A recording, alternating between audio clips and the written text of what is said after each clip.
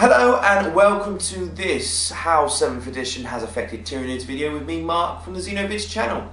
We're going to do a new mini-series about all the armies that Ian and I collect. Between us we've got about 10 of them, so we've got a bit of knowledge and we've been playing them a while. Tyranids I've been playing properly since 2010, but I dabbled in 4th edition codex, which I think was about 10 years ago, something like that.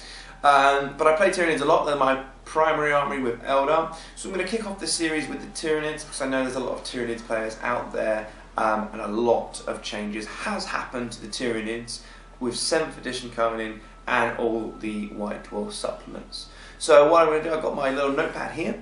I'm going to go through a list of things that I've known that has changed, and then I'm going to go through the book at the end, talk about each of the units briefly, about how I think they are going to handle 7th edition. It's been a while. It's been 7th edition has been around a while, so I've played a good 15 competitive games for our Battle League with the Tyranids and a few other friendly games with them against various armies. So I kind of got a good grasp of how Tyranids are in 7th edition. So let's start off. What is new in 7th edition? The biggest change, I think, to come to 7th edition is the Psychic phase. Now, this is a new phase that players that have played 6th edition and 5th edition wouldn't know, but the previous editions, I think, had Psychic phases. So what is a Psychic phase? A Psychic phase is a whole phase dedicated to Psychers, any models that have the Psychic special rule. They have various mastery levels. Most of the Tyranids are Psychers. There's a lot of units out there that are Psychers, and if you have a lot of Psychers in your army, you can be very, very dominant in that phase. I mean, I've seen battle reports, I've said before, where it was a Demon player versus an Imperial Guard army, and they had an Imperial Knight, but it didn't really matter because the Demon player was just summoning 10 times every Psychic phase because he had loads of level 2s, level 3s, and all those numbers add together, and that's your dice pool essentially for your Psychic phase. So if you've got 50 different abilities you can do, that's an over-exaggeration, loads of Psychic abilities that you can do, you can be like, right, this one's going to do that, roll. It did, oh, I'm going to do another ability, roll, and this one, roll, and you can just completely dominate because your opponent needs 6s generally, 9 times out of 10, to deny the witch. But that's probably not going to happen if you've got a Psychic dominant army. So in that respect, Tyranids got a bit of a buff. The Psychic phase, I found with the list I generally use, I am winning. I mean, Winged Hive Tyrants level 2, I take 2 of them, that's already 4 dice. Zone Throats are level 2, Tervigons are level 1, Swarmlord level 3. The new Maliceptor is a level 2. So there's quite a lot of units out there that you can take which gives you that extra oomph in your Psychic phase. So we're going to take a look in the book now at the Psychic powers and talk a little bit about them and just kind of how they are on the battlefield. So the powers of the Hive Mind only the Tyranids have. Again, that could be seen as an advantage because no one else can do these abilities. Dominion is the Primaris power, Warp Charge 1, so you just need the 1 dice. The Psyche has a +6-inch synapse range, so your bubble of synapse range is just expanding, which is great. Number 1 is Catalyst. It's a Blessing Warp Charge 1. Again, you just need the 1 dice. The Psyche unit and 1 other friendly unit from the Tyranids Codex within 12 inches has Feel No Pain. So essentially you have 2 units now that have Feel No Pain.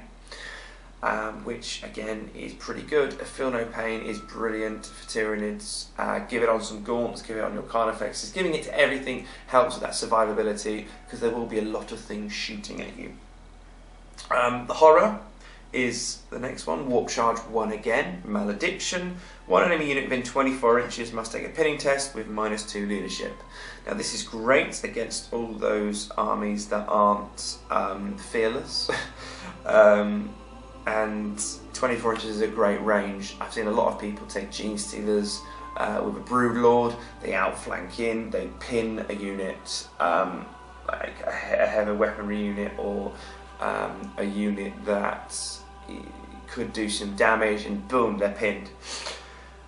Onslaught, Warp Charge 1 again. It's a blessing. A single friendly unit within 24 inches can run and then shoot in its shooting phase.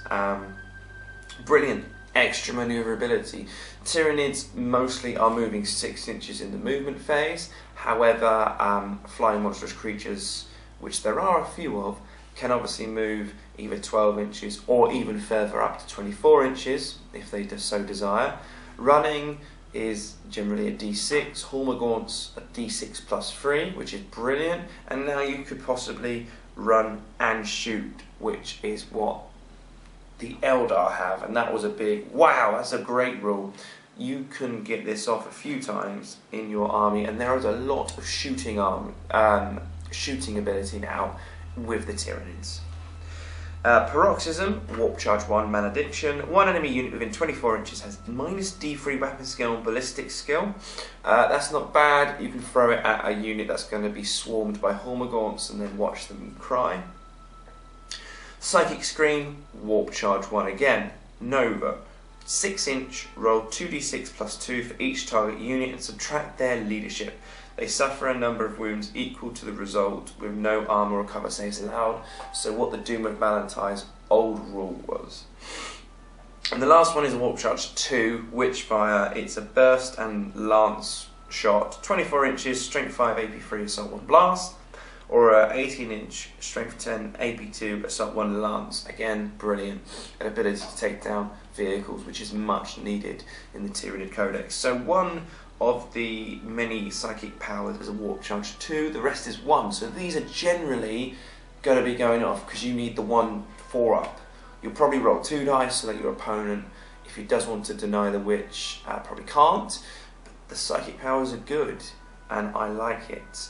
So in the psychic phase, I find Tyranids are quite dominant, which is great, and they can also be quite dominant in the shooting phase and assault phase. It just depends how you kit them out. With my Carnifexes, for example, I give them 2 sets of Twin Link Devourer Brain Leech Worms.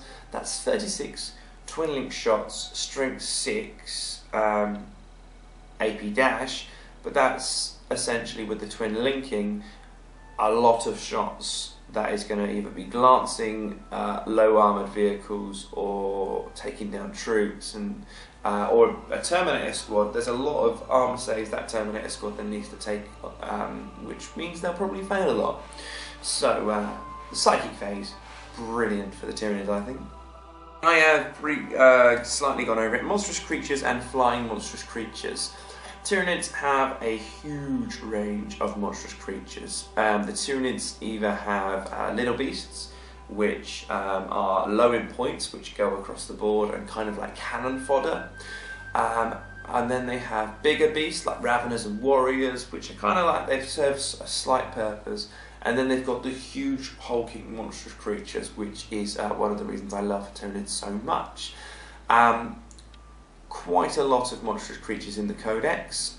When this Codex came out, I think all of the monstrous creatures got a points reduction, which is brilliant. You can have more in your Tyranid Codex, I found, which makes it really, really good, because monstrous creatures are brilliant. Toughness 6 most of the time, 4 to 6 wounds generally. 3-up armor save is the average save for a monstrous creature, and it's hard to deal with them really for most armies. If you shoot at them, then you're not shooting at something else, like a fast Hormagaunt pack, or if you are shooting at them and you don't quite take down their wounds, they're going to smash. They're going to come at you and basically smash your lines, because they've got some good abilities in close combat. AP2 weapons, generally strength 6 or above in close combat, so they're going to be taking down a lot of things really. So I'm going to lead in the Flying Monstrous Creatures and Monstrous Creatures. Oh, Flying Monstrous Creatures, huge manoeuvrability. You could either have them as 2 sets of movement ability, a jump monstrous creature, up to 12 inches movement, can assault, can be assaulted, and can do everything normally, or have them in it's either gliding or swooping mode, I can never remember. But basically they can move up to 24 inches. You cannot assault when you are flying, and if you are flying and are shot and wounded, you then have to take a grounding test to show that you have been wounded and you're falling to the ground. Generally it's a free up save. I make them most of the time. If you do roll a 1 or a 2, you take a strength 9 hit, you generally lose a wound and you're grounded. If you do choose that mode, so move up 24 inches, it's your next turn, you bring him down to the ground and you move another 12 inches, for example. You can't then assault. You used to be able to. So I used to be able to throw my winged hive tyrants up the flanks, and then in the next turn they drop down and assault. They can't do that. They have to wait an extra turn to do that now. That is a huge change to the Flying Monstrous Creatures in 7th edition.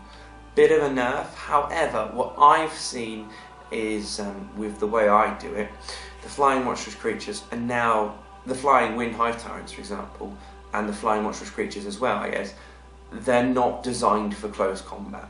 They can do it, I'm not saying they can't, but they are designed to be either a supporting unit or to do something else.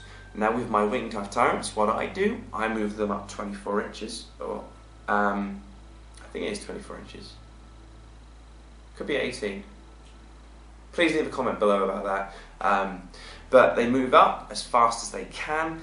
Then, because I give them Twin-Link Devour Brain Leech Worms ×2, that is 12 Twin-Link shots. The Winged Hive Tyrant's ballistic skill went up by 1, so it's now a 4 instead of a 3. It is now designed to shoot. So I'm going to use them to shoot. They're going to have their psychic powers, hopefully Warp Blast, and because psychic Witchfires are treated as a different phase, you can do any psychic powers and still shoot all of your weapons. So you can still shoot the 12 Twin-Link Brain Leech Worms from the Devourers, which are amazing. Strength 6, these guys, if they're flying, have Skyfire, so you can shoot down flying monstrous creatures, shoot down flyers, and shoot at the ground as well. So these guys are great, and these are a shooting support. That's what I see Flying Monstrous Creatures as, a shooting support. Let your other units be the ground forces. Monstrous Creatures, though, did get a bit of a nerf in regards to Smash. Smash, what did it used to be? Smash used to be, you would half the number of attacks you had.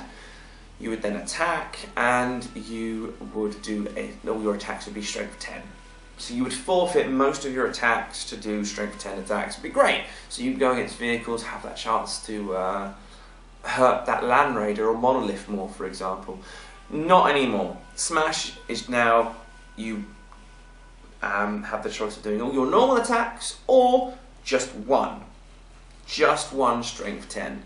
So you, against the Land Raider, essentially have you roll to hit, generally a 3 up, you're probably going to make it, then it's a 50-50 chance to glance. On a 4 you glance. On a 5 or a 6, you pen. You pen at AP2, so that's good. But it's just the one attack. This is the problem. Vehicles are strong, which is why it can be quite unpredictable when you go against a vehicle-heavy list with Tyranids. Now, Carnifexes are the answer to that, in my opinion. They have D3 Hammer of Wrath at their base strength. Their base strength is 9. Strength 9 base. I have 3 of them. They go up the field. Even if one of them get in, that's a D3 attack, and then I think they have 3 attacks on the charge, or 4 attacks on the charge. Strength 9, you're going to be hurting those vehicles. So Carnifexes are designed to smash those vehicles. That is the best thing Tyranids have to take down those vehicles. And the Carnifexes points went down, like right down, and they are so viable. You could have 3 sets of Carnifexes and still have points left over to have fun in the army. I only take 1 trooper free, just to be nice, I guess. But vehicles are very deadly. They became more survivable. In the previous edition, you needed a 6 to destroy it. Now you need a 7+. So you need to roll high on the vehicle penetration table or completely glance it to death and take away all of its hull points and just strip them away. The other monstrous creatures, in that sense, in the Codex, got a bit of a nerf against vehicles, and in our Battle League tournament, my Tyranid list played Necrons twice, Ian's Necrons. I think everything was in a vehicle except for his Wraiths. And the first game, I think it was just one of the normal missions. We each had an objective or something like that, or it was kill points, and he just hunkered up, just bunkered down, and I didn't get warp blast, so I didn't have those lance weapons. All of his vehicles were essentially armor 13 with the quantum shielding, or 14 with the monolith. And when your army is predominantly strength 6, you can't actually hurt it. However, in the next game I played, I got warp blast twice. I moved up. I was able to run and shoot, and his Wraiths, and then the next turn I was moving up a bit more with him to smash vehicles, and I think I either tabled him or almost tabled him. So it just depends what you take, but always take Carnifexes just in case your opponent has vehicles. You need to, basically, because vehicles are hard and strong and quite deadly, really. Okay, next thing that has changed for 7th edition, Unbound and Bound lists.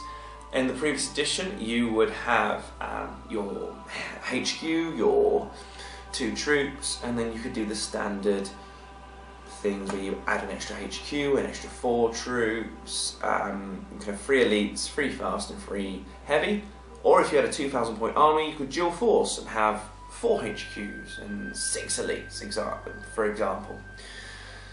That's what I did with my old Tyranids.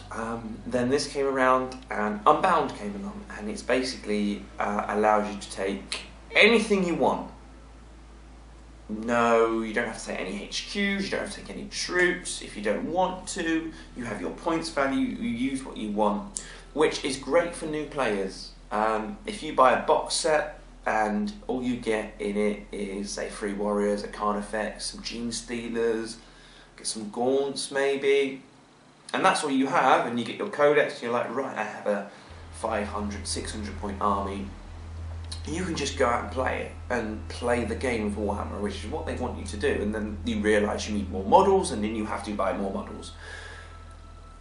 Unbound, however, for competitive play has changed it completely. You could, well, depending on if you want your friends to like you, you could have like 7 or 8 Land Raiders. You can have pure Wraith armies, you could have Wraith Knight armies, you can have whatever you want, the best bits of your Codex, without the, oh, I need to have points in here or other places. If you do take an Unbound army though, when it comes to objectives, if you do have troops or whatever, you're always trumped by your opponent if they have a bound army as well. But if you both had Unbound, it's fair play to whoever. So Unbound can be seen as a bit cheesy sometimes. You can take horrible lists and it just destroy your soul when you see your opponent bringing out is it Angrath the Demon Prince, and then a Skull Taker thing from Forge World, and then a Defiler with some Havocs. It's horrible, because like with Unbound, you can bring Forge World into it. That's all legal in terms of the rules of the game, and can be quite devastating as well. However, with Ian and I, what we've decided, if we're going to do a Battle League, if we're going to do any tournaments, we're going to sit down and talk and be like, right, you can bring Unbound or you can not bring Unbound. In our Christmas Cup, which is coming possibly next week or the week after, we've said we're going to use 2 of our armies or whatever. Only one of them can be Unbound. And we're not bringing 4-Droll Titans. And that's not allowed. There's no point. If I bring a 4-Droll Titan, Ian might as well pack up and go home. And that's not fun, unfortunately. But we're not going to take them, so it's going to be okay. I've seen competitions where Unbound hasn't been allowed. I've seen places with friendly games, Ian and I have done it, where you're allowed Unbound. And it does result in a bit of fun. I used an Unbound Space Wheels list the other day, and I was able to see how good certain things were, which is cool. So it allows you to also use different models you may not have used as much. But in regards to Ian and I, we discuss it first because it's always nicer to know if you're going to go up against a devastating objectives. I'm going to quickly talk about Warhammer 40k. With 7th edition, you had the 6 missions we had before. Kill points, a couple of objective missions, a relic mission, and stuff like that. Then you got 6 more missions, which were all about objectives. So, Warhammer 40k, 90% of the time is an objective-based game. And yes, it's great bringing the pain to your opponent and thinking, right, I come to the table and I'm like, I want to table him. I want to destroy his army. And Ian is like, I want to destroy your army. But then, when it comes to deployment, I'm like, actually, we've got a load of 6 objectives on the board. I'm not going to win if I just go for the kill. I have to play the game. And I have to play the game well. And that's how I win. And that's how you'll win. Because Tyranids are great at that. You can have so many units on the board that your opponent will be shooting at so many things. You can have 2 or 3 of the units scuttle off. Grab those objectives. You've got tactical cards which say if you have more than 1 objective or 2 objectives, you get more points. I normally run a Tervagon. I get 30 Tervagants, so then I can make sure a Tervagon is a troop's choice. I have a Tervagon sat on an objective all game, spawning Gaunts, then they go off and run towards the other objectives, and I just do the Dominion power where it's +6 synapse. The Tervagon synapse range goes from 12 to 18 inches. Always keep 1 Gaunt in range of that synapse, and then just go, go, go. Grab those objectives.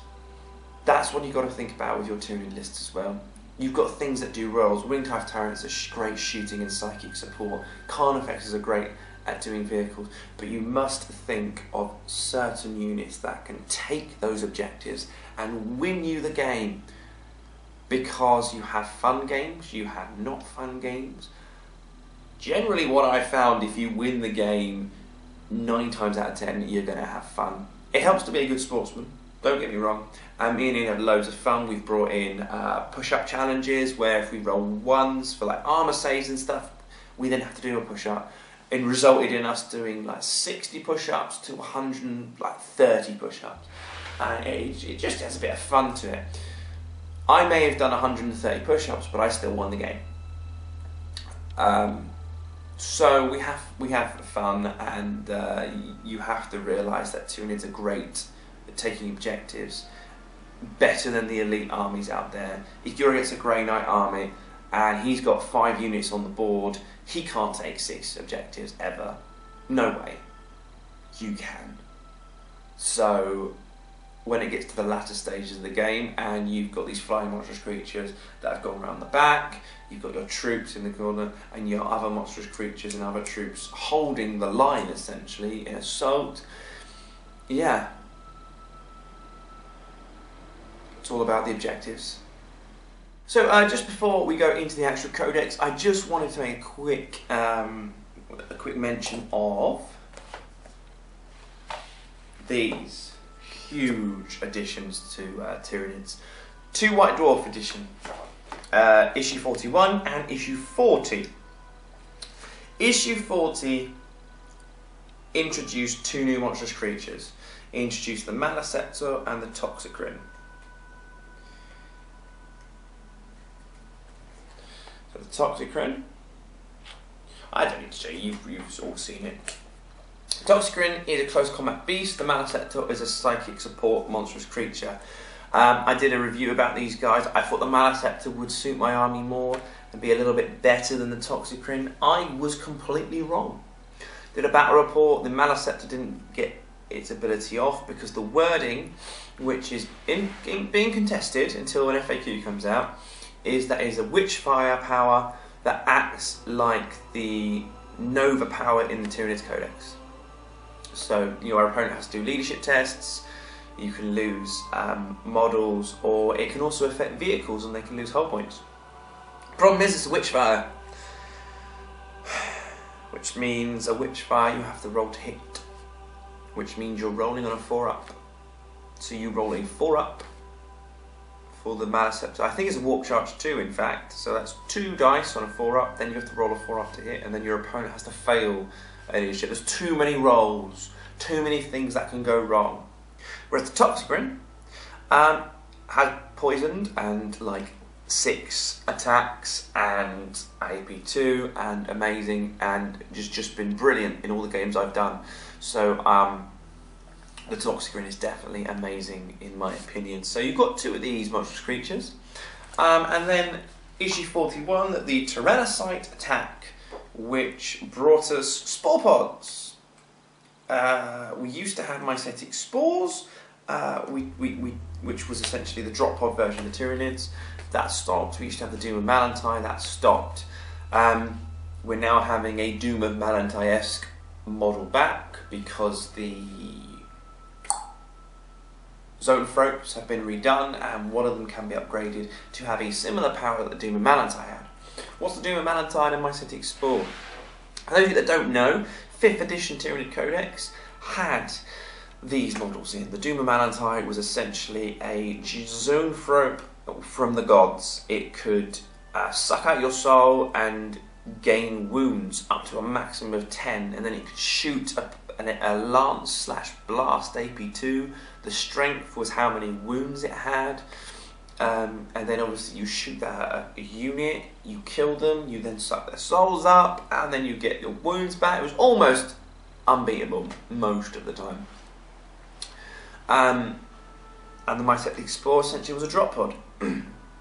They got taken out because of a legal battle with Chapter House, a company that made models for it, because Games Workshop wrote their codex, didn't bring out the models. And because they didn't copyright the name Mycetic Spore and Doom of Malantai, any other company could have made models for it. So they made alternative models for Games Workshop products, made loads of money. So Games Workshop now, from it might have been the Tyranid Codex onwards, you'll see when you open it up that in the notes, it's produced by the Games Workshop design team, and it's copyrighted. Everything in this codex is copyrighted. The names of everything is copyrighted, of all the models, and everything in the White Dwarf is copyrighted now. So they're back. The Mycetic Spore is back. It's got the same rules as the drop pod. It comes in, if it hits something, it will scatter. It won't scatter, and great. I don't use drop pods, but you can put a monstrous creature in these drop pods. So if you want a monstrous creature in your opponent's side of the field, turn 1, do it. It would be great for you. And I thought I could put a Maleceptor in it, but it's hugely overpriced for what it is. So the Maleceptor itself. The drop pod is kind of cool. I want to get a couple just to have a different shake-up of army when we do narrative campaigns and bigger battles, for example. But some White Dwarf releases which really helped the Tyranids and gave them new diversity and extra monstrous creatures as well. The Tyranid Codex itself, I found, is quite successful, and I've been doing okay. But I don't generally play Grey Knights for Imperial Guard players because I just haven't been able to. In the new year, hopefully I will, and then I'll probably lose a lot because the firepower from the Imperial Guard is devastating, and the Grey Knights are AP3 power swords, and they have force weapons, and they're very good psychic army as well, so they could nullify my psychic powers and then instant death and force weapon my monstrous creatures so that they go. But the book itself, going into the units.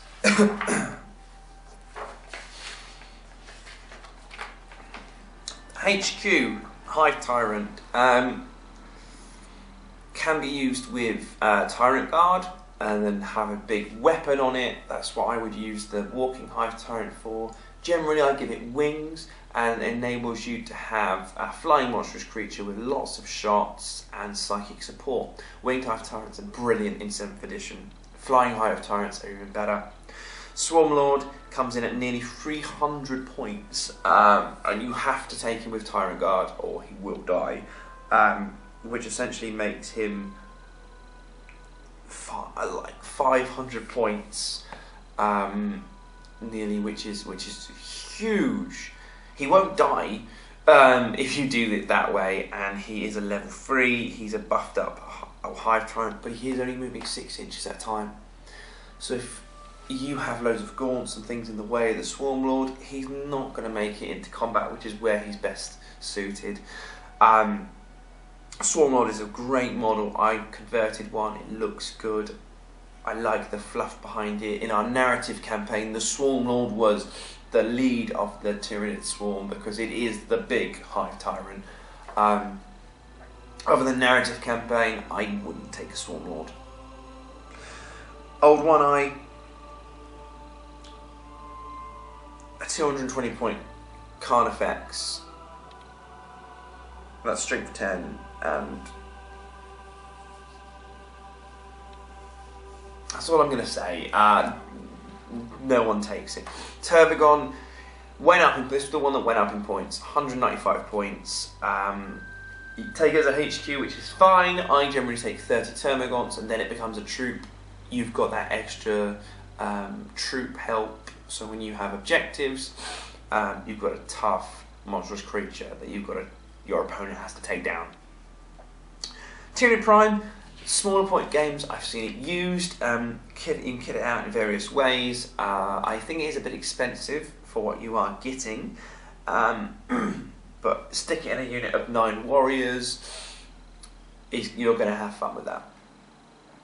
Death Leaper, 130 points. It's been alright. There are a few combinations you can use. Use the Death Leaper and Winged Hive Tyrants and mix their abilities so that they can stack on top of each other and help you out. But generally, in a competitive scene, I don't really see the Death Leaper. Troops, Tyranid Warrior Brood. I use just a simple unit of 3. Extra support for Synapse, that's how I use them. You could go a full squad of 9, loads of shots, have them with a Tyranid Prime, and have them really kitted out that way. But I don't tend to see that because they are toughness 4, with an armor save of a 4 up, strength 8 weapon will instant death it, even though it has 3 wounds. Strength 8 and above are going to kill them like that. Genestealer Brood. Not a lot of people still take them. However, when you have a huge swarm coming at you and Genestealers come on the field outflanking turn 2 or turn 3, you have to decide, are you going to shoot that Winged Hive Tyrant that is right in your face? Or are you going to shoot the rending Genestealers that are to your side? Whatever you do, you're going to get destroyed. And the Winged Hive Tyrant has Synapse and is a Psyker level 2. The Genestealers are not so much. So generally they shoot at the Winged Hive Tyrant. Genestealers come in, rip them to pieces. Genestealers in that effect they are good. Use them as a support for your Winged Hive Tyrants. Go up the flanks with your flying monstrous creatures. Your opponent has to make a decision then. It's not, right, your priority, boom, boom, boom. You have too many things in front of them. They can't decide, right, I've got you to shoot, but you're going to kill me. What's the the best of this worst situation. So Gene Stealers can work, and they've worked really well for me. I found points to go in other places better, but do give Gene Stealers a try. Termagant Brood and Hormagaunt Brood, bread and butter, I think, for the Tyranid army. They come at 4 points a model or 5 points a model. They are 6 up armor save, strength toughness 3, weapon skill, ballistic skill 3. But when you have a unit of 30 Termagants for 120 points, which essentially could be 30 shots, that's not bad. And 7th edition brought in the whole, I think 6th edition brought in cheaper troops, 7th edition brought in survivable vehicles and psychic phase, so the cheaper troop element is still needed to win games. Ripper Swarms, not even going to talk about them. Just because Necrons, Scarabs are better in every way, and I think possibly the same points or cheaper. Elites, Hive Guard, they used to be brilliant, now in this codex, which did come out in 6th edition, the ballistic skill went down, and Hive Guard was the only real thing you could shoot with. Strength 8, essentially homing missiles, which were great for light vehicles. Now they're ballistic skill 3. I've used them with the strength 8 weapon, and they also have a haywire weapon. I've seen that if I just hunker them in a bit of cover near some vehicles with the haywire weapon, then boom, you can glance past some vehicles, which is what they've done. But again, there are things that do it better in this codex. The Lictor Brood, it's okay, it's a Lictor, no one really uses them, they're not hugely great. Zoanthropes are brilliant. Now with the new Dwarf, you can take them in more than a unit of 3. I think you can take them in a unit of 5 and have an upgraded guy. Don't quote me on that one, I don't have the codex, but I know it's more than just the 3 Zoanthropes. Venomthropes gives Shrouded to anything within 6 inches of it. Brilliant. If one model has Shrouded, the whole unit has Shrouded. So that bubble around the Venomthrope just got a hell of a lot bigger. Horror Specs, it's like a Diet Coke version of a Carnifex. Toxicrin does it better. A Pyrovore, a Kamikaze Torrent Flamer, 3 wounded, 4 up armor save, toughness 4 thing. Bring them in drop pods if you really want to, they're only 40 points. Have flamer units in your opponent's end. Great against orcs, great against Imperial Guard infantry. Just weaken them up. That's the only way they can be used. Fast attack, Tyranid Shrike Brood, warriors with wings, only 5 up armor save. You've got the maneuverability, but it's soon the cost of them does ramp up. So in a narrative campaign, it would be great. Just a fluff warrior army would be brilliant. Raveners, 5 up armor save again, similar to the warrior, similar points, but they can deep strike in. Can't assault, unfortunately, and their weapon skill is 5 and their ballistic skill is 3, so they could do a few shots. But yeah, Sky Slasher Swarm Brood, Rippers with Wings, don't do it. Gargoyle Brood, they're only 6 points a model, but it's a gaunt which can move 12 inches. What I have seen done, and I've done before, have them right in a conga line in front of your army. Then have Venomthropes near your key things you want to survive. Your opponent shoots you. They're shooting through the gargoyles, so you're going to get cover save. They're then shooting at something with Shrouded. You then +2 to that cover save. That thing's not going to die now. So they're great at giving cover or just having a unit of 30 gaunt move 12 inches up and then shoot you. So moving them up with Winged Hive Tyrants are great as well. Harpy and the Hive Crone, flying monstrous creatures. 135 points and 155 points, they're okay. Again, they're your supporting flying monstrous creature shooters. Spore Mine Cluster, 15 points for a large blast strength 4. If you've got 15 points to spare, do it. Heavy support, Carnifex Brood, always take them. 1 unit, they'll take down vehicles. You can kit them out as close combat, but I kit them out with Twin Link Devour Brain Leech Worms. They go up the field, they shoot, shoot, shoot, and then they smash you. Biovore, they're good in units of 3. That's but if you go against vehicles, they're useless. Trigon is alright. Trigon Prime is better, but 230 points. 5 attack, strength 6. It's got a good shooting attack, but close combat. It's designed to go against infantry, not vehicles. Morlock, they're just fun. 140 points. You can have a strength 6 AP2 blast when they come up, and then they're okay in close combat. Don't expect them to survive long. Exocrine, 170 points. Brilliant. What's it got? A giant cannon on its back. 6 shots, strength 7 AP2. If you don't move, you then have ballistic skill 4. If you do move, you're ballistic skill 3. So you're hitting on 4s or 3s. And yeah, that's quite devastating. Oh, did I mention it can also be a large blast, strength 7 AP2? Oh yes, Exocrines are pretty cool. Tyranids, 175 points, they went down in price, but if you give them a Rupture Cannon, which is the 2-shot, strength 10, then they go back up to, I think, 205. The only thing with that is, ballistic skill 3, you're firing 2 shots, 50-50, one of them will go through, you're then a strength 10, it will glance a vehicle or pen a vehicle, it's an AP dash weapon, so you're not going to destroy a vehicle. I see people bringing these with doing the big mass shot that the Tyranids can do. Its armor save is 2, so Tyranids I would consider putting in a Mycetic Spore on your opponent's side of the field. Boom. Your Winghive Tyrants have already come up. You've got that synapse bubble where your opponent's army is. You don't have to worry about that. The Tyranids then fire, unloads everything that it can.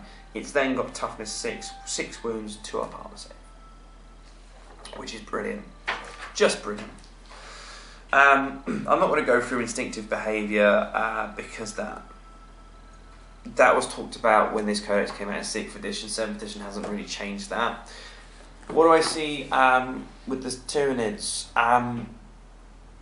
Vehicles are dangerous. You've only got a few things that can really hurt the vehicles, or you're doing a 1 attack against it in close combat. Very good shooty army, which is strange to say, very good shooty army against infantry and light vehicles. Dominant in the psychic phase, can be. You've got so many beautiful models.